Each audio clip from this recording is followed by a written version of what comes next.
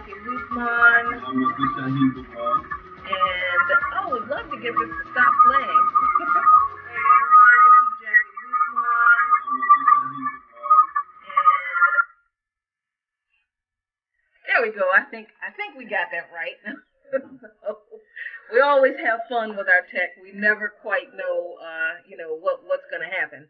But thank you guys for joining us. This is Live at 5 in Luqman Nation, and you have joined us on Sunday, April the 2nd. And today, man, we got a lot of stuff to talk about, as usual. So what do we want to start off with, Abda Shaheed? Mm-hmm. Well, I mean, there's so much to start off with, but all right. Well, let's first of all think about this whole debate between veganism and eating meat and all this other kind of stuff. Mm-hmm. And so there was an article that you had introduced me to and shared with me that science had determined, researchers have found that plants know that they're going to be eating, like it's some kind of conscious thing that plants have. Right. And so anyway, throughout this day, you and I were talking about it, and you've been engaging with people on online and social media, and it seems like our vegan friends have a hard time accepting that kind of data. You were talking about some of the exchanges that you was going through. Yeah, it was really interesting. I thought it was very interesting. First, I have to say first that here in Luqman Nation, we don't care what you eat. We want you not to care what we eat. what we put on our plates is not even a part of our focus here in Luqman Nation. And on a personal note, I've never cared. If people want to be vegetarian, vegan, pescatarian, omnivore, carnivore, whatever, you do what works for you. That my whole point for sharing this article was that the argument, not just in support of veganism, but the argument against eating meat has always had this kind of moralistic, veganism is better because we're not contributing to the cruelty of animals. I've had plenty of vegetarians and vegans say to me, how could you eat meat? How could you eat something that has a face? How could you eat something that has a soul? Like you said earlier, it's very interesting that some people who don't believe in organized religion at all, don't believe, are atheists or have a problem with religion, especially Christianity, all of a sudden they think animals have souls. That's very odd to me. But and it's not all vegetarians and vegans. We always have to say it's not all, because somebody is going to get offended. And that's what happened when I posted this article. So I'm going to see if I can show you guys the article. I hope you can see it. It is from Business Insider. And let me go over here, see if I can, I hope it's scrolling for you. And it's actually 3 years old, so this is not new science. This has been something that has been talked about in regard to plants and plant life for quite some time. And the science is actually, the jury is still kind of out on it, right? But according to this article in Business Insider, they start out at the very beginning saying, vegetarians and vegans pay heed. New research shows plants know that they're being eaten, and they don't like it.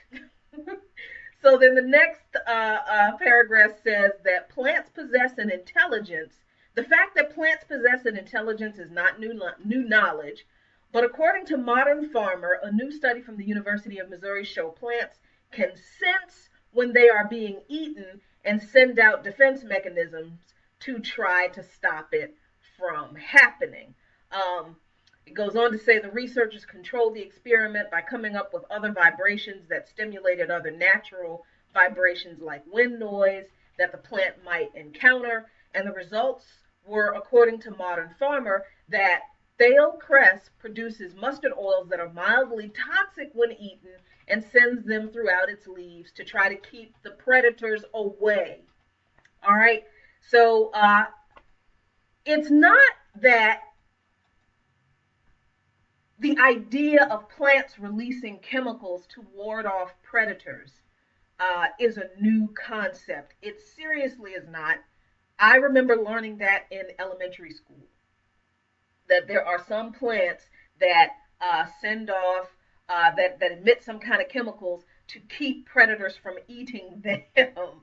And they don't do this like all of the time. They do this when they feel, when they sense a threat, right? So even if the science isn't um, confirmed, I guess, even if the science isn't settled, even if this is still an ongoing discussion, what was really interesting to me about the way people responded to this article was really dismissive and kind of condescending.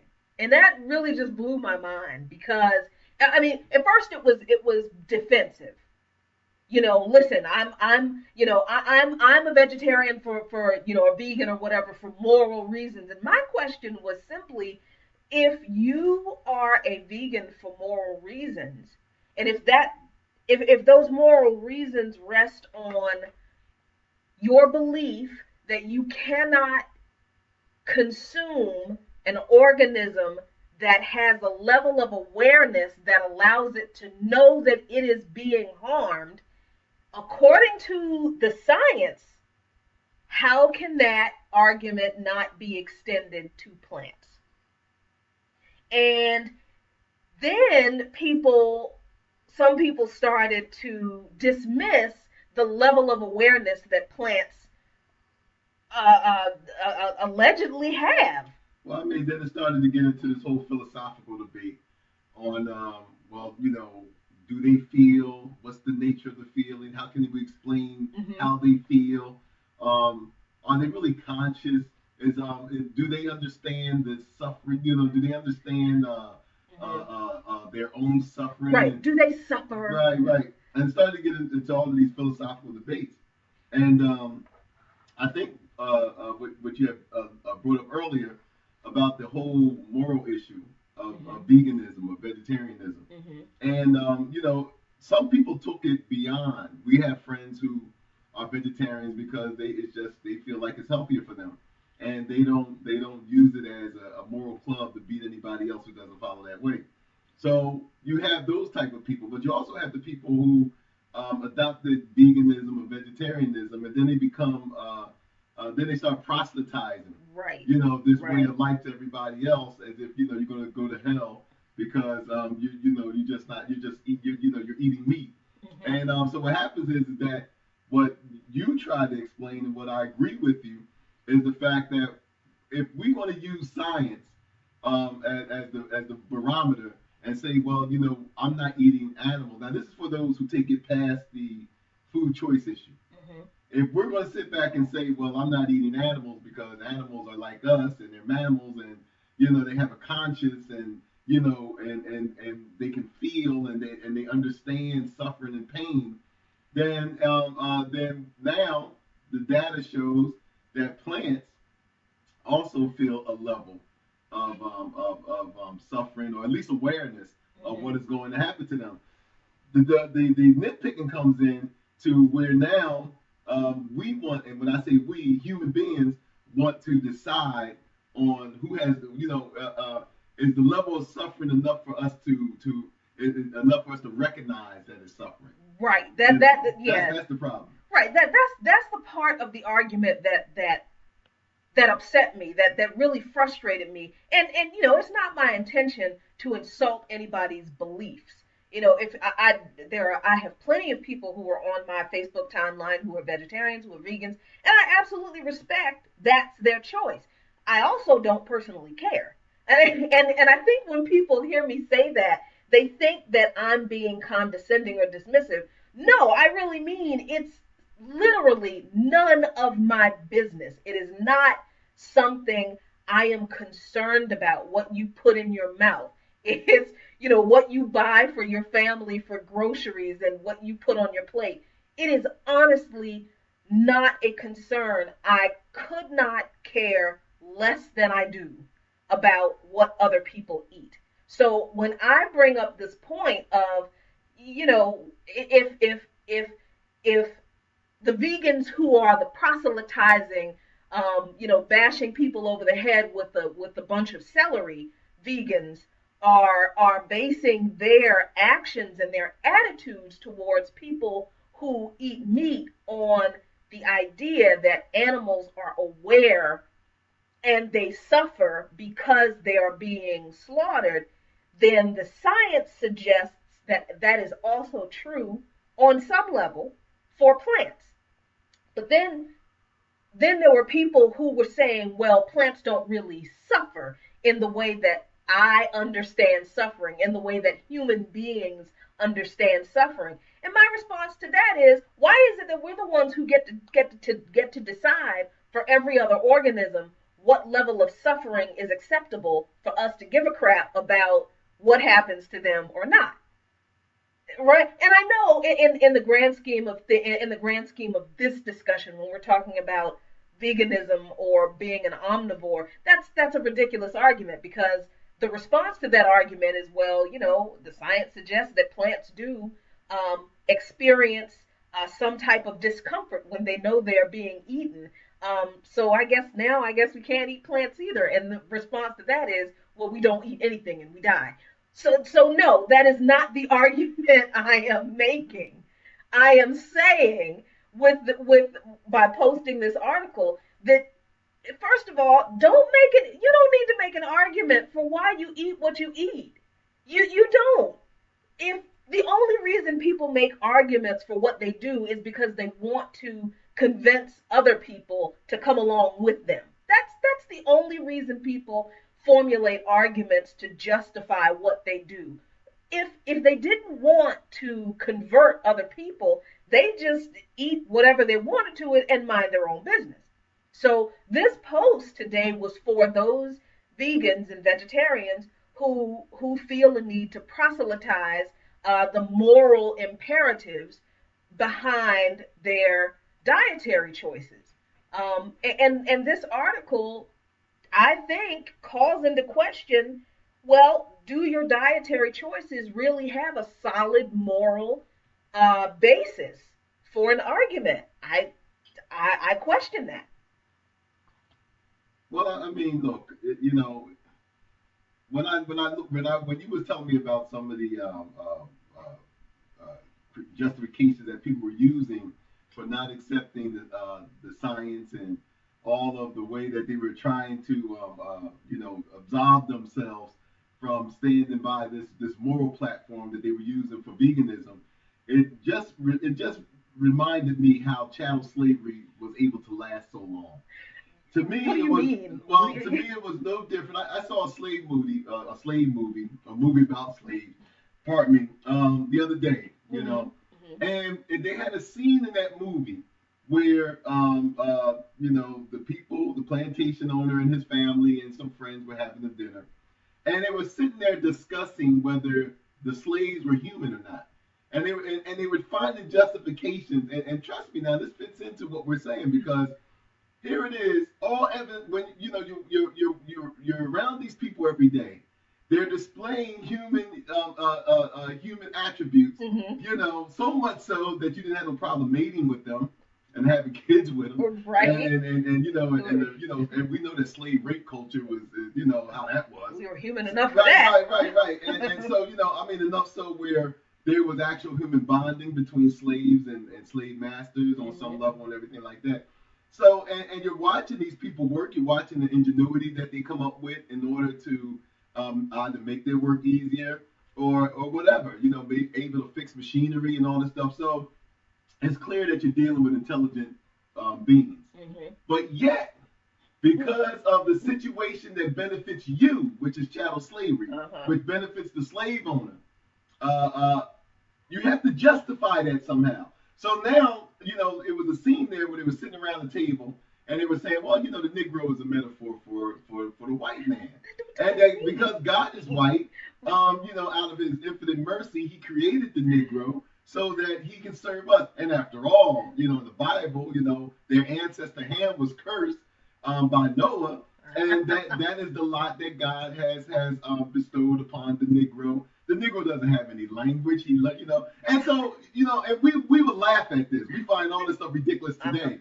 But to look at how they went out of their way to try to dehumanize, their slaves in order not so much because it had any truth to it, but they had to feel comfortable. They had to justify how they were treating these people. The evidence was there. These are human beings. They act like me. They feel like me. They everything. They suffer like I would suffer if put in the same position. They resist. They rebel. They do all of these things. Yet, however, because they're a financial asset to me, and I don't want to give that up, then somehow I have to justify it and realize I'm not really mistreating them, because according to my understanding, and that understanding was backed up by the pseudoscientists of their day, who also felt the need to justify this institution and profit off of it too, by making the plantation owners and stuff feel good, right. So they could buy their books. It was all capitalism, right? So now all of a sudden now it's like, and hey, science backs me up. They're not really human. And then the religious institution of that day, who also wanted to profit off of the richest class that was around, which was the plantation owner class, wanted them to come to the church, put money in their coffers. So some of them compromised and said, the Negro doesn't have a soul. Right. So they don't feel for their children like we do. So men, a lot of folks might think that these are extreme examples I'm using, but when we don't want to give up something, and we feel that whatever reason that we use to justify our use of it, and someone comes along and say, hey, look, guys, it wasn't what you thought it was. Now, all of a sudden now, we have to justify the reason why we do things. Instead of saying, it's funny how when the vegan crowd, and again, my disclaimer, we're not talking about everybody, but with some of the vegan crowd, and even some on the other side of the issue too, who criticize the vegan crowd. It's always the case of, I'm right, you're wrong, the science backs me up, this, that, and the third. Cow farts are contributing to the methane gas in the atmosphere. So meat eating plants, but both arguments are ridiculous, because if the cows' farts are helping to methane gas is helping to contribute to greenhouse gases, well, so is eating plants who breathe who breathe in carbon dioxide and stuff, and is a solution to the reduction of greenhouse gases. So it's like one cancels out the other. And what about and if the cow farts are contributing to greenhouse gas, then what are our farts doing? Because we're eating those plants. We're eating the plants too. I mean, and then there's the whole discussion about that we have had ourselves. The answer to the issues that we face in this world do not lie in not eating meat anymore and only eating plants, because what is it? Where is it? There is a wild boar problem somewhere. Is it in Texas? I think it's what we read about that a few weeks. But wild boar have been propagating unchecked. Boars have been having all kinds of freaky boar sex and producing all these little wild boar babies, and they're all over the place. And I think it's Texas, and they're overrunning everything. Well, they're not just Texas; they're in Arkansas. Right. Yeah. They're basically all throughout the South. I mean, I had a friend of mine who went boar hunting in North Carolina. So I mean, they're kind of pretty spread out. But that's also the result of human interference and everything else. Sandy says, hi, Sandy. Sandy says cow farts. She said by 2050 there will only be cows and humans because they will extinct everything else if we survive. And I mean, a lot of people believe that. Look. I think that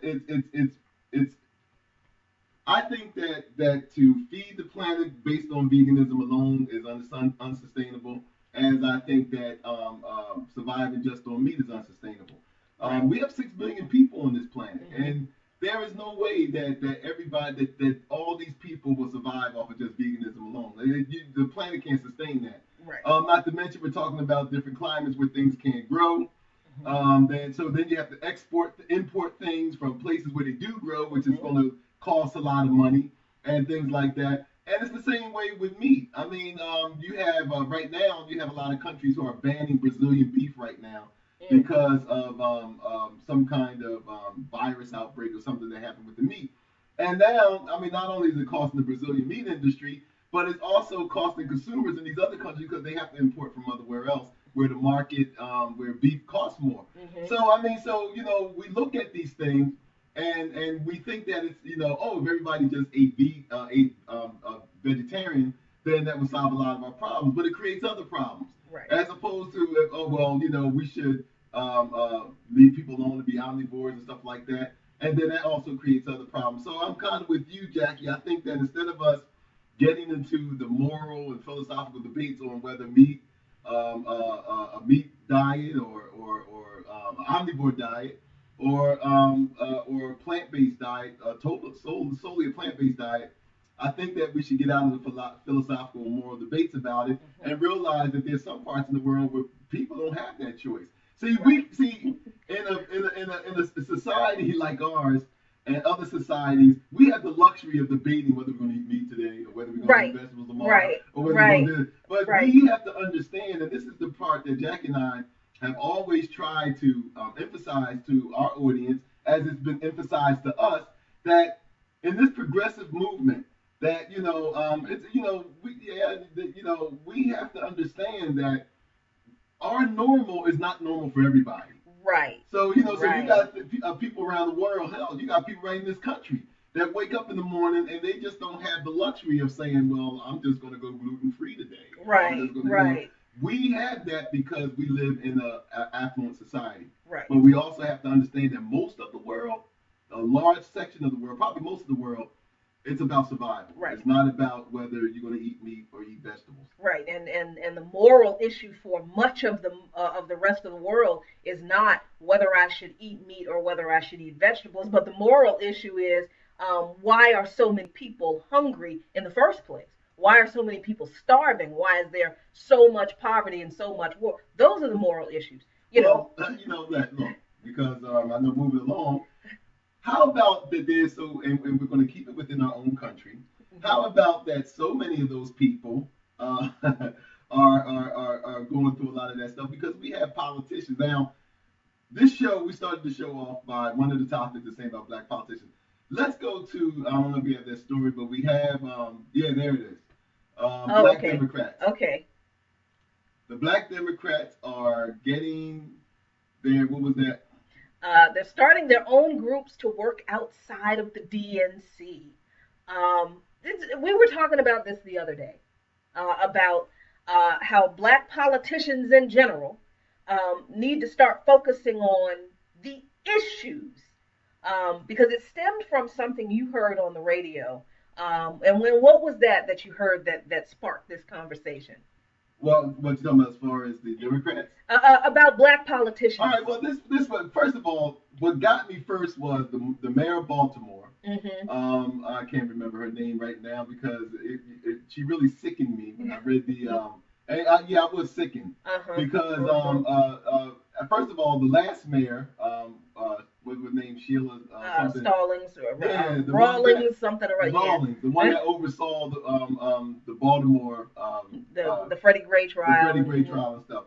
She realized she was incompetent. She left, and now they got this other nincompoop in there who went to the people and said,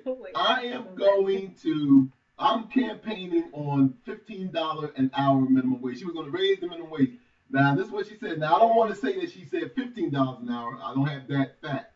But I do know that she publicly stated that part of her platform was that she was going to be an advocate for raising the minimum wage in Baltimore, which badly needs it. I mean, come on now. I mean, it desperately needs it. So she gets in there, and she does what they all do. Now, all of a sudden, now she got in there, and then, the special interests got to her. The developers got to her. Everybody else got to her. Now, all of a sudden, now, she gets up there and vetoes the $15 an hour minimum wage bill that was passed through the council. Mm-hmm. She vetoes it. She went back on her word. Now, this is a black issue because, because first of all, the Democratic Party, to me, it's on life support. Mm-hmm. I mean, when we looked at the last election, the last presidential election that gave us Trump, we seen that within the black community, in spite of the Trump mongering, the fear mongering Mm-hmm. behind Trump, Mm-hmm. in spite of all of those things, the Steve Harveys and all of the black celebrities coming out talking about, we know all to vote for Hillary and this is not a bash of Hillary issue. What it is the fact that you're talking about a demographic, a loyal demographic of the Democratic Party who has been the bridesmaid but never the bride too long, and now it showed in the last election when most of us stayed home. Yep.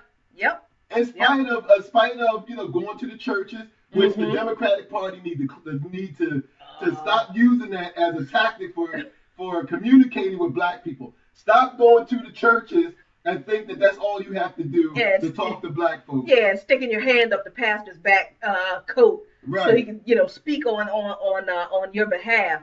I just wanted to show the story really quick from Salon for the mayor of Baltimore. Her name is Catherine Pugh. And Pugh. You know what? And that's how I felt when I read the story. I held my nose and I was like, Pugh. I don't know why I didn't make that connection. So Salon said that Baltimore Mayor Catherine Pugh dealt a shattering blow to the Fight for 15 campaign, vetoing a new minimum wage law passed overwhelmingly by the city council just last week. The effect was amplified as it quickly became clear that Pugh, a Democrat, had succeeded in lining up the votes necessary to prevent a threatened council override of her veto, despite the fact that the minimum wage bill passed the council with the support of 12 of its 15 members, enough to override a veto. The solidarity of the pro-Fight for 15 members disintegrated under pressure. One of the activists for Fight for 15 said that Catherine Pugh not only went back on this promise, but it tells us that everything she said during the campaign is in question, said Charlie Carter, executive director of the pro-labor Maryland Working Families. Right. So we have been talking here in Luqman Nation for a long time about how, the Democratic Party is not necessarily our friends. Not to say that the Republicans are any better, right? But this idea that black people have no choice but to vote Democrat because the Republicans have been abysmal in regard to addressing issues that disproportionately affect black people is an idea that a lot of especially young black activists, politically active people are rejecting. So according to this other story, black Democrats, let's go back to that story. Let's click on over here. BuzzFeed reports that black Democrats are starting their own groups to work outside of the DNC. So they're leaving the plantation. Leaving the plantation. They're running free. We's free. I'm sorry. But let's see what they're going to do with that, though. That's the question. So let's see some of the things that have been said in this article. There's always been this longing for more support, said Quentin James, a Democratic strategist behind one such group gaining traction, which is the Collective Political Action Committee. He says the Democratic Committee's objective is not to elect black people to office, it's to elect Democrats. We have to build independent power outside of any party that prioritizes our values and issues as a community. And to do that, I think you have to consider that the DNC is not the sole vehicle to create that pathway and progress. Another activist, Jessica Pierce, who is the national co-chair of Black Youth Project 100, I hope you've heard of them, they do great work, said these new entities exist not because of a lack of focus on disenfranchised communities and shared priorities, but because of an acknowledgement of the need to make changes at the infrastructure level. policy, staffing, and resources, and that essentially makes us feel like we're included with having to deliver tangibly with changes. She said, it's like we're in a bad relationship. They say, hey, we hear you, we're going to change, then they do worse. I think this moment is us finally saying, this is not working for us. I want to go down a little bit further in this article to bring up the tension, the problem that we face in the Democratic Party from our from that group of people that Martin Luther King Jr. had a problem with were the moderate white liberals, right? Uh, let's see, where is it? Let me find where it says identity politics. Oh yeah. So the tensions do have a generational component. The new group's ideology is derived in many ways from Black Lives Matter, which that's bull.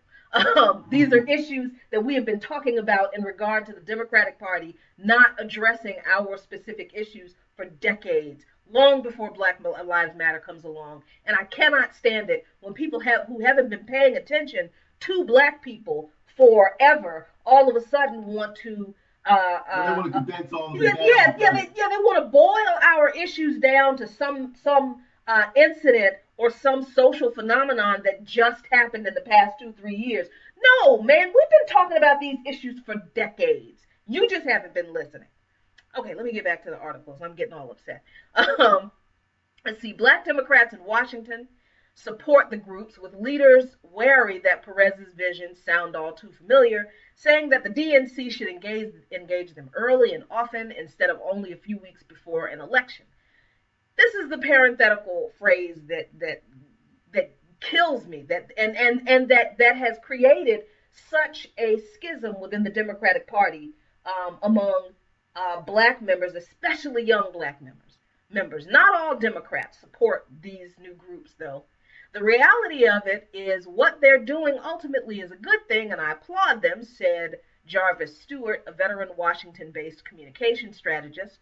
But I would simply caution that a tone that emphasizes race over a message about democratic values alienates white voters they need to win, and it further plays into this notion of identity politics that the Democrats are trying to get away from.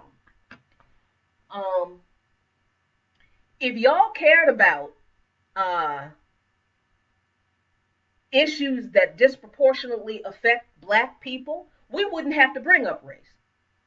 You see, because if you actually did anything about the issues that are exacerbated for Black people because of our race, we wouldn't have to create these groups to address these issues that you don't want to talk about because you don't like our tone. See, tone policing is that thing that some white Americans do when Black people talk about issues that affect us, but they claim they don't like the tone that we use. We're too angry. We're talking too much about just Black people. Look, these problems happen with other people too. You need to be more inclusive. We can never say what we are fighting for and that we are advocating for ourselves in a way that is right enough for some white people to just say, you know what, we have dropped the ball. What can we do to help? Right, and I wouldn't just say just white people, because we have seen so-called Black conservatives, and we have seen other people who do take the same route. That it's we mentioned on the show last week when we were talking about Colin Kaepernick, and we were talking about how he's being treated by the NFL. We were talking about the whole Black Lives Matter issue, and we stated on this show that historically Black descent has always been a negative in this country. I mean, I don't care what it precedes Kaepernick. Right. It goes right. back. It precedes Muhammad Ali. It precedes Paul Robeson. Every time Black people say, "Hey, look, man, I don't like this crap that's happening right now. I think we need to change." It's always someone that comes around and say, "Yeah, we hear you, but maybe try not to be so angry." Or we hear you, but maybe you shouldn't do it this way. So now it's like, with the whole Black Lives Matter thing, it's like you have the same people, when we're saying just listen to us, now people want to dictate on how that message should be. Right. That's all the same that when George Washington and I'm watching this series. I'm late on it. It's been out called Turn, about the American Revolution and all. And then they didn't seem like they cared too much about what King George and all of them had to say when it came to them fighting for freedom. I'm sure there was people that suggested to them, well, the king would hear you if you did this, or maybe the king would take your concerns into consideration if you just, drank more tea or didn't dump the tea over the thing or act more. But they was like, nah, man, we don't like what the crown is doing to us, and to borrow that phrase, is by any means necessary. Right. But it seems like that's okay, as James Baldwin once said, that when any other group of people, and we've seen that recently, and it's not just with white people, it's like when any other group of people outside of us come with their complaints, whether it's LGBT or Latino or whatever, then somehow, there's no critique on how they do things. Right. But then we have to come as African Americans, at least that's how it's perceived to us, that we have to come with hat in hand, scraping, groveling, and hoping and groveling. The fact that we have to fight for civil rights, and Jackie and I was talking about this yesterday. Yeah. The fact that everything else, when it involves other people in America, when you look at our documents, and our document says that we've been endowed by our Creator to have certain inalienable rights. That's not civil rights. That's a human right. Right. You know what I mean? But then when it comes to us, it's like, civil rights, which makes it lesser than the term of human rights, because now they're saying that I have to beg someone to confer what I should already have upon me and upon my community. And civil rights can always be taken away. Exactly. So we have to constantly fight this. Now, we know that people like Malcolm X and them have stated that same point before, but again, and so even when we try to even stand up for even the violation of the civil rights that, is agreed that we at least should have that, then all of a sudden now it's like, yeah, but you guys should, we'll support you more. And we didn't hear this from the Tea Party. We didn't hear this from the so-called rednecks down south and everything. No, we heard this from our white allies. The same white allies who claim that they got our back. They're the ones that say, well, we would support you if you didn't do this, or we would support you if you didn't do that. And so, this is the frustration that we have because as a community, because even the black politicians themselves, John Lewis, he didn't chain himself to the halls of Congress when black people was getting shot in the street. He didn't chain himself to the halls of Congress over 40% black male unemployment or black and female mass incarceration. You don't see this mobilization on the part of black politicians when it comes to black people. And this is what we're saying. That we get them there. Barack Obama, we let him skate for 8 years, and we as a community gained the least from him than anybody else. But yet, we were so enraptured by the symbolism that we did not get what we could out of 8 years of having a man of color in the White House. I mean, that is absolutely the truth, because it blows my mind that let's look at the Tea Party phenomenon, right? Here are these people who, the Tea Party existed before Obama, that's absolutely true, but they weren't as vocal, they weren't out in the streets, they didn't have all these national rallies, they didn't have a political apparatus that helped them to elect politicians to Congress. And let's look, and let's be clear, whoever put that comment, is the fact that let's be honest. The Tea Party didn't gain traction until Obama. Thank you. Because at first it was, when the Tea Party came out, they were viewed as some fringe group. They were coming with the costume, and they were also a more diverse group because you had a lot of other folks in there mixed with them because the issue was about other policies. It was about taxes and all this other kind of stuff. But it did not gain traction until Obama got in there, and it became a racially baited. The issues were more racially baited, with Obama being the focal point. His black presence in the White House, let's call a spade a spade. His black presence in the White House, and everything that was tied around him, and everything, and that was used as the catalyst to bring all of these people together, and it was hijacked. It was hijacked by those who felt that it was more politically, that they would gain more politically if they were to take this party in a different direction and this movement in a different direction. Right. And that's what happened. And the direction was focusing on the delegitimizing of the black guy in the White House. That's what led by the guy that's in there now. Look. So, we have this movement, and yes, people were opposed to the Tea Party. That is absolutely true. When they started having these big old rallies, and you saw some of the really vile and disgusting signs that people had up, Obama as a witch doctor, Obama as Hitler, all kinds of stuff. Yes, people did object to those signs. But there were few politicians who said, you know what? The entire Tea Party movement is BS, and we're not going to listen to you because of these few fringe people within your ranks. As a matter of fact, most politicians made it clear, bent over backwards, to point out that, look, most of the Tea Party members, they're not racist. You heard this. You saw this.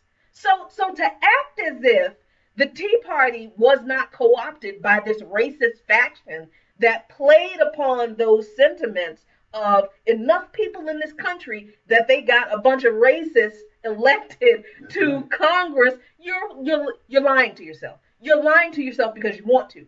Because it is just more convenient and it's easier to deal with that, to believe that it didn't happen, than it is to just go ahead and admit that it was that easy for that to happen. And it happened in our modern history.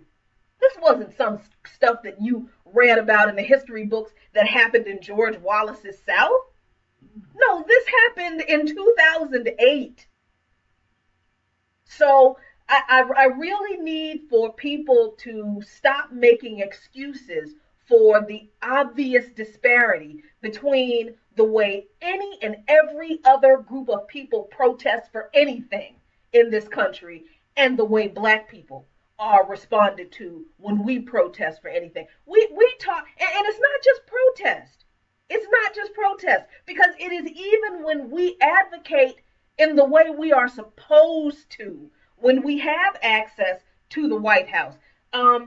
Remember the meeting that Black Lives Matter activists participated in the Obama White House, and there was a big deal about that, and Obama chastised these people, the people who didn't want to go because they said, nah, that's just a photo op and nothing's going to come of that. Right, and I am not going to be used for anybody's photo op, and President Obama criticized people who criticized that meeting, basically telling black people, well, you can't complain about not having any help when you have access to the White House, but we had access to the White House. And you tell me what legislation came out of that meeting? None. So the people who were saying in the beginning, I'm not going because all that's going to be is a photo op and I'm not going to be used by anybody, they were right. But even the black president chastised those of us who weren't buying it because we weren't satisfied enough with just having access. See, it is not enough for us to just have a seat at the table. I'm sick of that. That's right. I don't want to just sit at the table. Either everyone is going to be fed at the table, or I'm just going to be sitting here waiting for some crumbs to come my way. And that's been the relationship that black people have had with the Democratic Party for far too long. That's why these organizations are being created outside of the Democratic Party. But the only problem I have with this, and that's a good thing so far, with these politicians forming outside. But I'm at the point where I don't trust anyone who's been tainted by the Democratic establishment. What I'm saying is that I don't want a Democratic Party light. Right. What I'm saying, the neoliberalism has to go. And this is what I'm saying. I cannot support any group that still adhere to the neoliberalism policies that have gotten us nowhere. So if they're only going to break away and form another group, which is still based off of corporate, as people say, the corporate Democrats, if they're still just going to take that, I don't want it tweaked. I want it abandoned. Exactly. I don't want liberalism tweaked. I want it abandoned. Mm-hmm. I want a real movement from the people, which is the reason why we talk about all the time about a third party. We talk about grassroots organizing to the point where we really need a people's party. We need a poor people's march. We need to really galvanize all of the people in this country, the poor people in this country. We need to take over Washington, D.C. There has to be a real big voice that's coming from the people. It has to come from the ground up. Right. I just don't trust these politicians to do the right thing. I don't. I mean, because how many decades have we had of politicians disappointing us in many ways? And I just posted something the other day about people bashing Bernie Sanders. I don't have a problem with Bernie Sanders. I mean, first of all, he did what he said he was going to do. He said that if he didn't win the primaries, he would support the Democratic nominee if it wasn't him. So he did it. I mean, people have a problem with, oh, Bernie sold us out. No, he did exactly what he said he was going to do. But as a black person who has been raised by somebody who has always known how shady this government has been, and who's always known how shady politicians, even black politicians, can be, and who haven't lived around people who have that awareness, why are y'all all freaked out that a politician did something you didn't like? Are you serious? I mean, did you really, the idea that people believed that Bernie Sanders would come in and he would be able to galvanize all this support, and that people would just listen to what Bernie Sanders had to say, and they would believe him, and they would see the wisdom in what he said, and everybody would just fall in line behind him, and our lives would be better after Bernie Sanders is elected president. Seriously, did you think that's how it was going to work? Because you have not been paying attention to politics in this country if you thought that's how it was going to work. I mean, because seriously, Martin Luther King Jr. was assassinated. The very same man who all of these people are like, well, you all just need to be more like MLK. He had the right idea. He had the right, apparently he didn't. He's dead. He was assassinated. Y'all didn't like him either. And even when he was alive and he was actively advocating on behalf of black people, half of white America couldn't stand him. So there's all this MLK jock riding today that is just amazing, because half of white America didn't like him, and a pretty good segment of black America didn't like him either, because they didn't want him to agitate and upset the white people and make life worse for them. But it's for different reasons also, because a lot of the black people, and even today, you see that a lot with Farrakhan, where you have a lot of black people who will publicly say, "Oh, I don't agree with what Farrakhan say," but then inside their households, right? Because Farrakhan, right? We talk about the financial.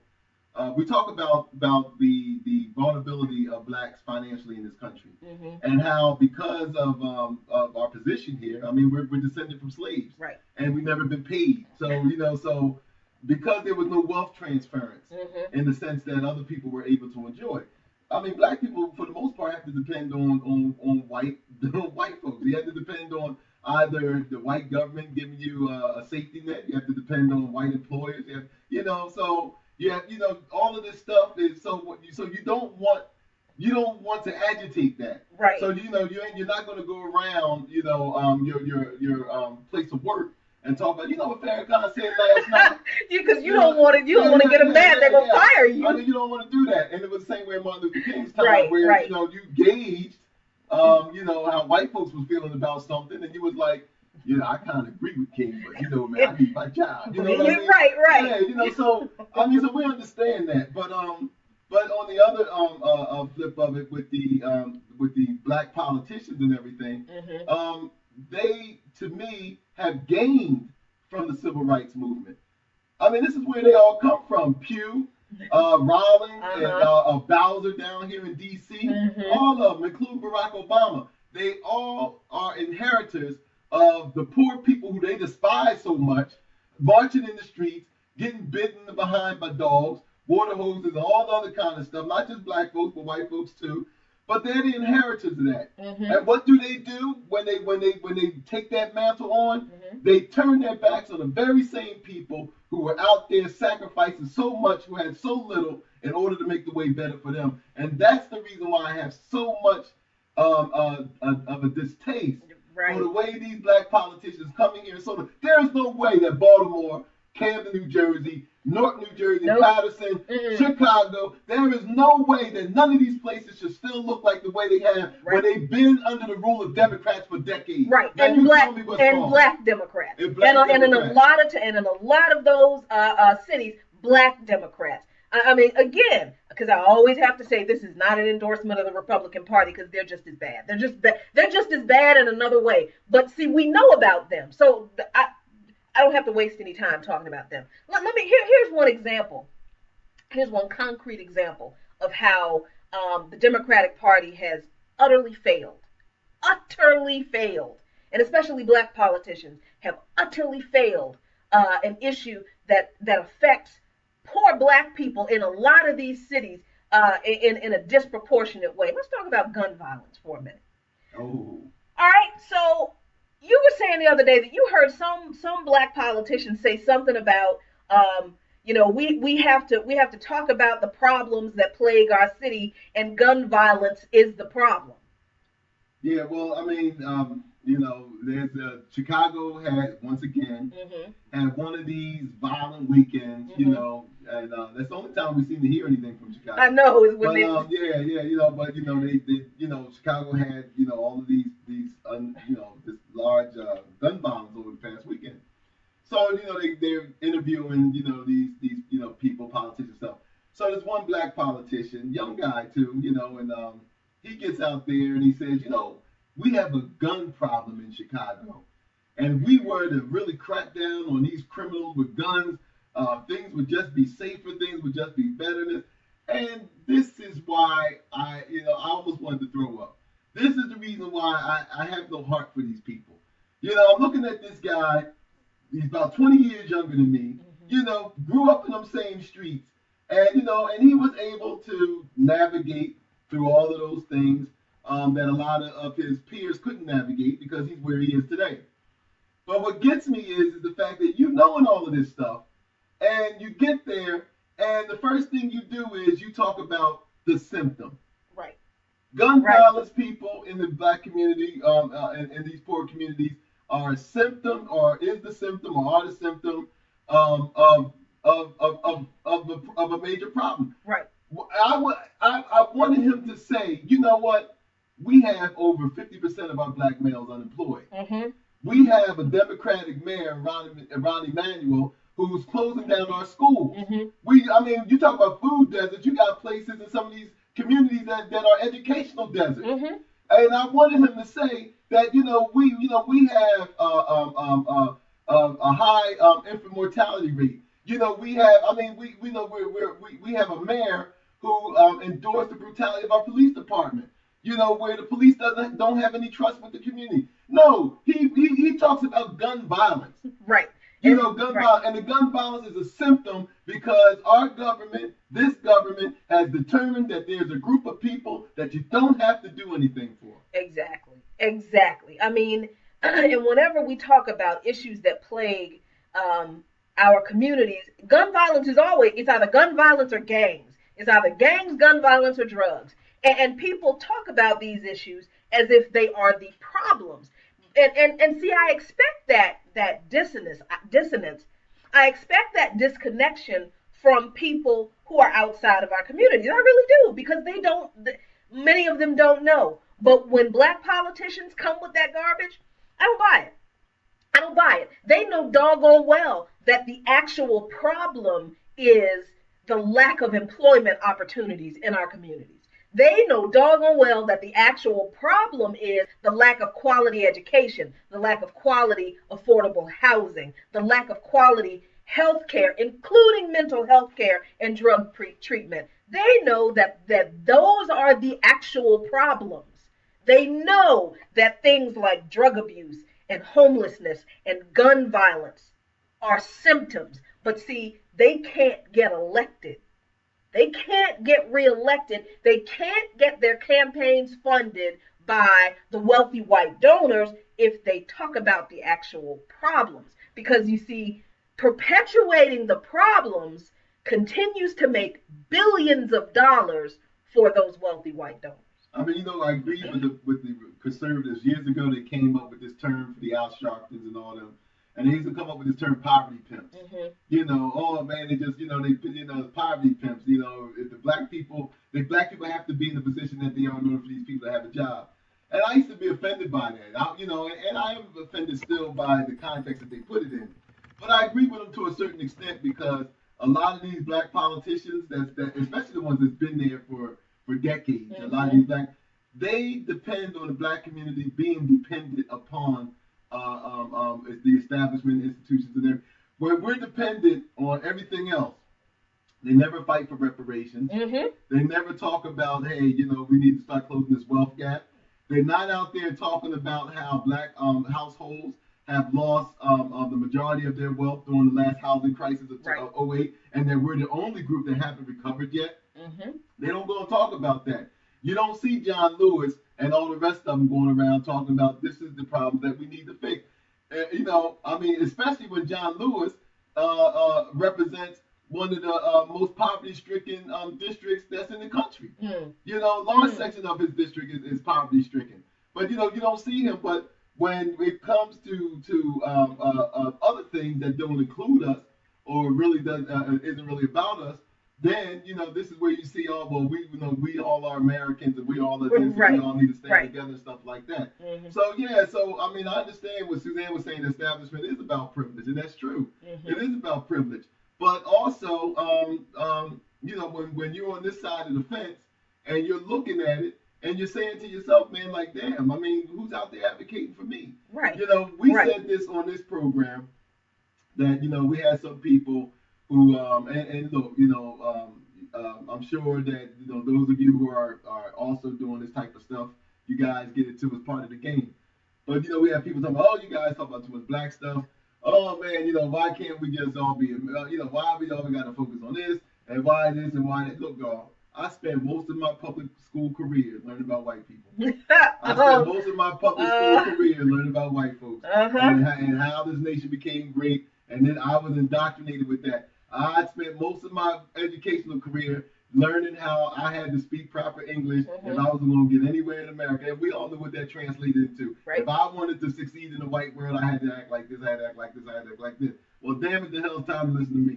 And what I'm saying is the fact that we are in the thing now where, like I was telling Jackie, is that one of the reasons that what we have done when we first started this is that our goal is to empower and help with the black body politic. Everybody got their own body politic. Everyone has. That's the reason why everyone can go down to D.C. and go to the government and demand certain things. I've watched communities which surrounded up in Camden, New Jersey, where I'm from. I've watched more affluent communities around me. All they had to do was act like they were going to get mad. And they were responded to. We are going to storm the city council meeting. Oh, wait, no, now. Exactly. Wait, okay, there's no need to do that. But when we start agitating about something, we get police. We get the press coming down calling us thugs and all this other kind of stuff. When we had legitimate concerns. So all of that, and then we have buildings right here in D.C. that are being built, and you don't see black people. When even in a city that has 40% black male unemployment, you go to all of these construction sites, you don't see a whole bunch of black men working. So, so that is a result of black body politics being weak. That's what that is. Because you can't go anywhere else and see that in nobody else's community. You can't see that. That's the truth. That's the truth. And let me show you what that looks like, even when we allegedly have a seat at the table. Okay, so we have talked about this before on this program. This is from, I forget what year this is from. I think maybe 2013, but it was a ProPublica expose. And you see how the gun control debate ignores black lives.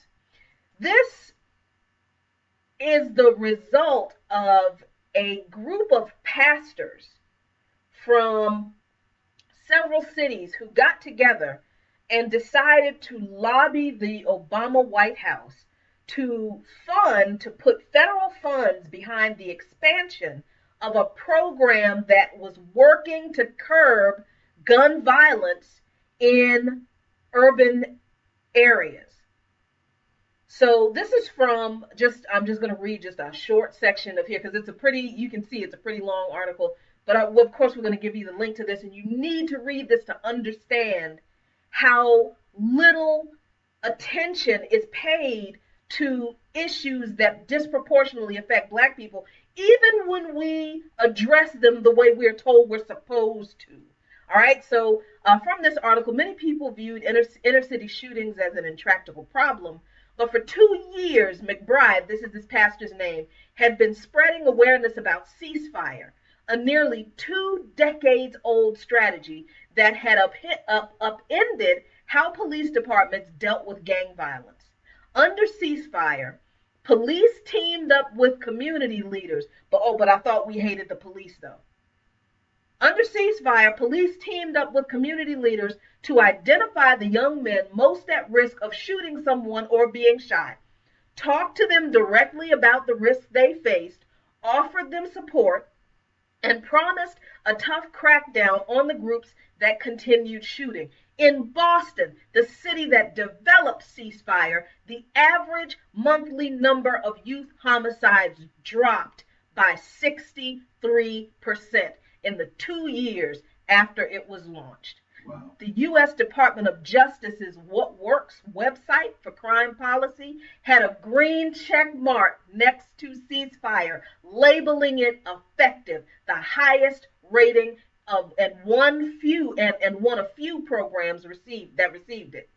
McBride wanted President Obama to make ceasefire and similar programs part of his post-Newton push to reduce gun violence. He brought a short memo to give to White House staffers. He went to the White House. He brought a short memo to give to White House staffers, outlining a plan to devote $500 million over 5 years to scaling such programs nationwide. His pitch to Vice President Joe Biden that day was even simpler. Don't ignore that Black children are dying too. This was after the Newtown massacre.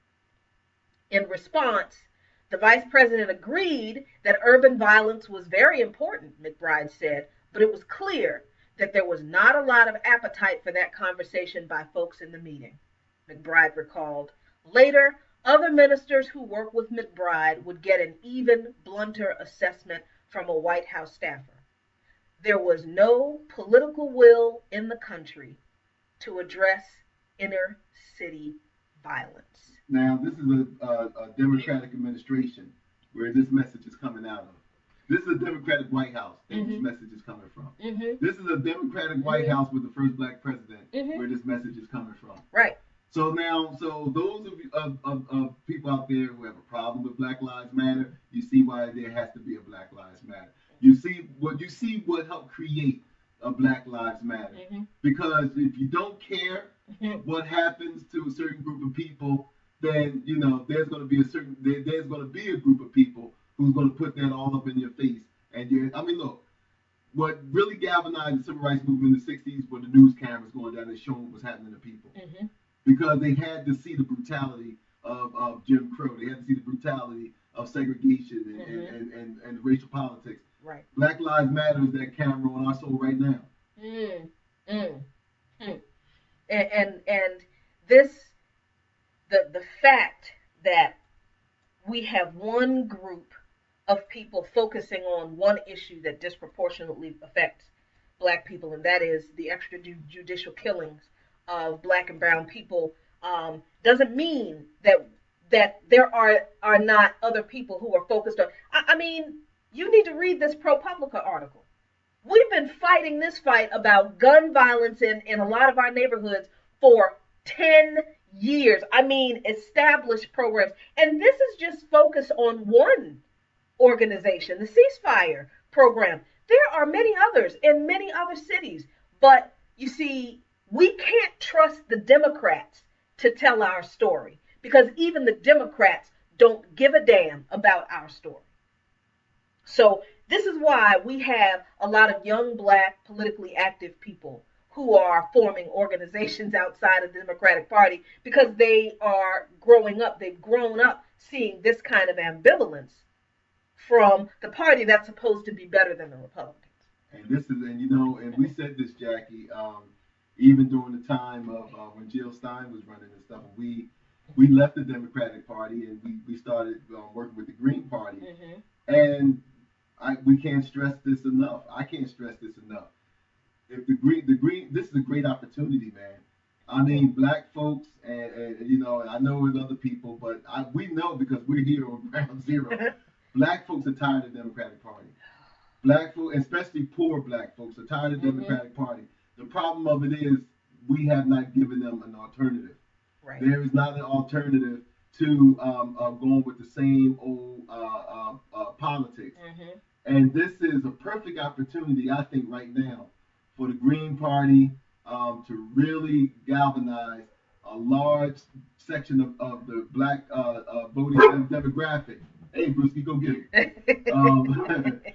A large block of the black voting demographic to come to the Green Party because the platform of the Green Party is just what we need. We got Democrats, man, who just turned their backs on raising the minimum wage. I mean, they turned their backs on all of these things that will help working people. They're no longer a viable choice if you're part of the working class. They're just not.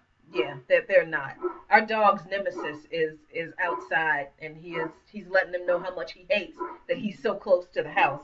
Let's see, one more thing. We got time for one more thing. One more thing. Wrap it up. One more thing, and we're going to wrap it up. So, obviously, we were talking a lot last week about the Trump Care, the disastrous Trump Care bill that did not get passed.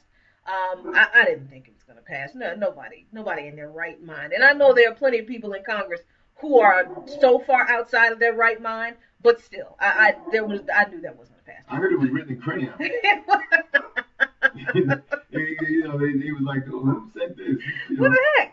So people are all excited. Oh, Bernie Sanders now, he's going to introduce a Medicare for All bill. Finally, he's going to do that. Oh, good for you, Senator Sanders. That's really nice. The problem is that Representative John Conyers has already introduced a Medicare for All bill. He introduced it in February of this year, and it's called H.R. 676.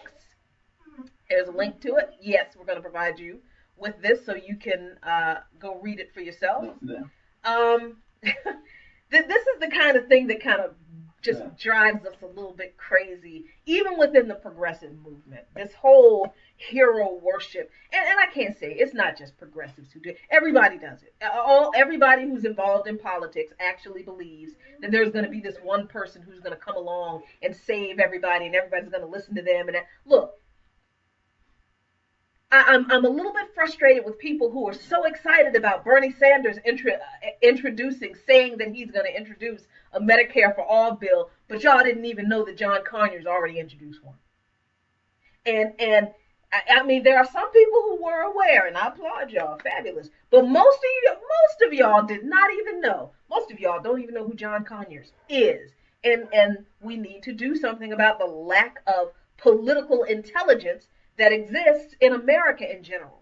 Just not just among a certain age demographic, not just among we're politically ignorant in this country. I mean, it's a good question Sandy just asked. What's she asked? She said, why didn't Sanders work with Congress on the bill? I don't know. I mean, it's a great question. I asked that question myself, and having the great mistrust of the media that I have, I'm believing that there is some collaboration going on in the background. That's what I'm believing, because I'm hoping that's true. Because I can't believe that Senator Sanders doesn't know that Representative Conyers has introduced this bill. I hope they do work together on it. I mean, the bill's already there.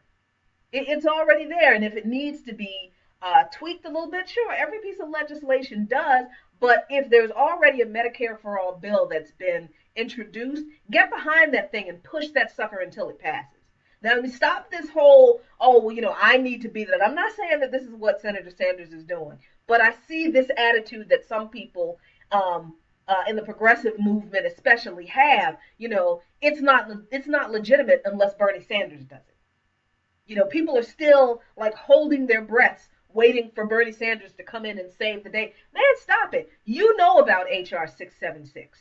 You know about it now. So you need to reach out to a Representative Conyers. We intend to this week, and thank that man for introducing that thing.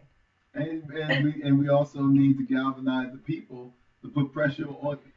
Put pressure on your legislators. Exactly. And tell them that you want to see this bill passed. Including Senator Sanders. You need to reach out to him and tell him, hey, I heard that Representative Conyers has introduced a Medicare for All bill. Do you know about it? Well, now you do. Are you going to get behind it? What he is not above being pushed too. The whole point behind him making people aware of what's really going on in this system is to empower you to do more than just be spectators. Stop sitting on the sidelines and waiting for somebody else to do this for you. It's not going to happen. It is not going to happen. The government is not going to do anything for the people as long as those who run the government believe that the people are not going to fight for themselves. They have no reason to. Why should they do anything to raise the minimum wage if half of the people in this country don't think the minimum wage needs to be raised? Why should they do it? It's true. If we're fighting amongst ourselves about that, why should they do anything about introducing legislation and making sure that it gets passed to hold police officers accountable who clearly violate the law and violate people's constitutional rights? Why should they do it when they know that a pretty good section of white America can't stand that black people are fighting for that and aren't going to get behind it? Why should they do it? So that's our show for today. We hope that you learned some new information, and we definitely hope you take the information that we gave you and reach out to your elected officials. Find out what's going on in your city, in your town, in your township, wherever you are. Find out what legislation's being passed. Go to some city hall meetings. Go to the Facebook pages of your elected officials. They all have them. They say something you don't like, troll the heck out of those people. Let them know that you know what they're saying. And we'll see you next week, next Sunday, Live at 5 in Luqmans Nation. Thank you so much for joining us. And remember to join me Wednesday nights at 9 p.m. For Brick by Brick with me, Jackie Luqmans. We're going to keep talking about Christopher Columbus, Native American genocide. Well, not just Native American, but the genocide of Native people during the Age of Exploration and the Doctrine of Discovery, and what that means specifically for the history of this country. Check me out on Wednesday night at 9 p.m. And check us out next Sunday. This is Jackie Luqmans. And I'm at the Jackie Luqmans. And that's Brewski down here saying have a great week.